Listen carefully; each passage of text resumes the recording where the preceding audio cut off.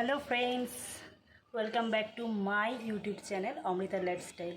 তো অমৃতা লাইফস্টাইলে তোমাদের সকলকে ওয়েলকাম। আর এখন দেখতে পাচ্ছ আমি একটু রেডি হয়ে গিয়েছি, একটু সাজুগুজু করে নিয়েছি। তো এখন যাব আমি আমার মাসির বাড়ি, ওদের বাড়িতে হচ্ছে কালী পুজো। তো ওখানে গিয়ে সরাসরি তোমাদের সাথে সব কিছু শেয়ার করছি, কী করি না করি। মাসির বাড়িতে পৌঁছে দেখি কিন্তু প্রতিমা নিয়ে অলরেডি চলে এসেছে এবং সেখানে পুজোর যোগাযান্তি শুরুও হয়ে গেছে। এদিকে ঠাকুরমশাই প্রথমেই মাকে বরণ করে নিচ্ছে, যেটা সমস্ত পুজোর ক্ষেত্রে রিচুয়ালটা থাকে যে প্রথমে বরণ করে তারপরেই পুজো শুরু হয়।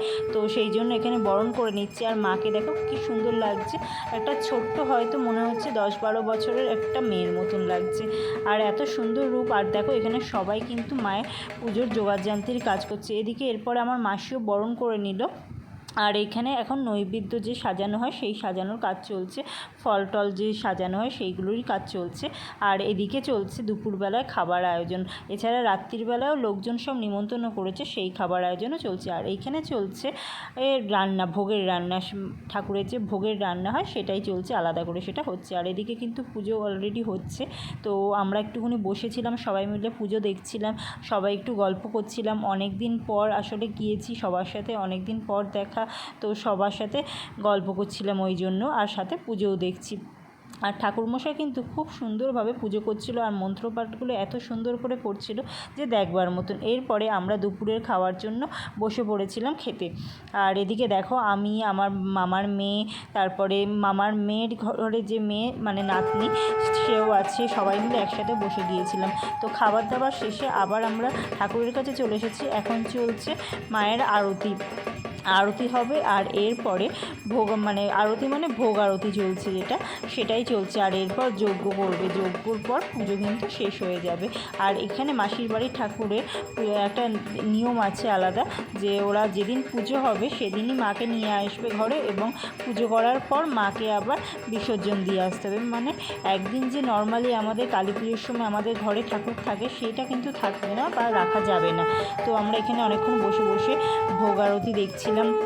আর মাকে সত্যি মায়ের দিক থেকে যেন চোখ ফেরানো যাচ্ছে না, এত সুন্দর মাকে দেখতে লাগছিল।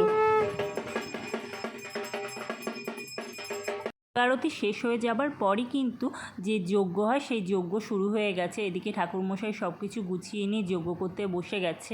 তো যজ্ঞ করতে যে মেন যে যার নামে পুজো হচ্ছে তাকে কিন্তু পাশে বসতে হয়, সেই জন্য আমার দাদাকে ডাকছিল বসার জন্য। তো এরপরে যজ্ঞও কিন্তু শেষ হয়ে গেছে, আর ঠাকুরমশাই কিন্তু ঘট বিসর্জনও করে দিয়েছে, মানে মায়ের অলরেডি কিন্তু বিসর্জন হয়ে গেছে। আর এবারে শুধু যে মায়ের মূর্তিটা সেটাকে বিসর্জন দেওয়ার পালা। তো সেই জন্য একটুখানি তো মন খারাপ হয়। আর তারই মধ্যে দেখো আমরা একটুখানি সিঁদুর মেখে নিয়েছি।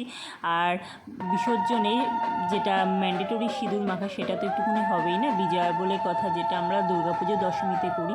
তো এবার মাকে নিয়ে যাওয়া হচ্ছে। আর ওদের আরও একটা নিয়ম আছে, মাকে বিসর্জন দিতে যাবে যে সেটা কিন্তু মাথায় করে নিয়ে যাবে। তো সেই জন্য মাসির বাড়িরই কোনো এক আত্মীয়, আমার থেকে বয়সে একটু ছোটোই হবে, আমি ঠিক জানি না, তো সেই দেখো নিয়ে যাচ্ছে। দেখো বসে আছে, ওর মাথার ওপর কিন্তু মাকে বসিয়ে দেওয়া হলো।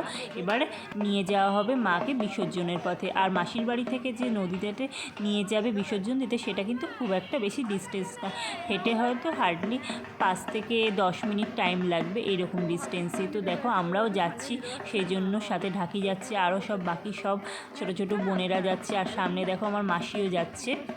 আর ওদিকে দেখো আমার যে দাদা মানে মাসির ছেলে, সে যাচ্ছে সাথে সাথে। আর মাসির ছেলের যে ভাই হয়, সে যে মাথায় নিয়েছিল সেও যাচ্ছে। দেখো অলরেডি আমরা চলে এসেছি, আমরা নদীর পাড়ে।